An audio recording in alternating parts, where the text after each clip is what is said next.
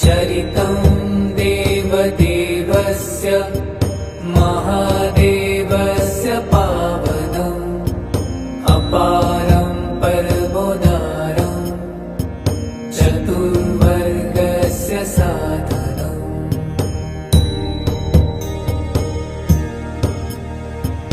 गौरीविनायकोपेतं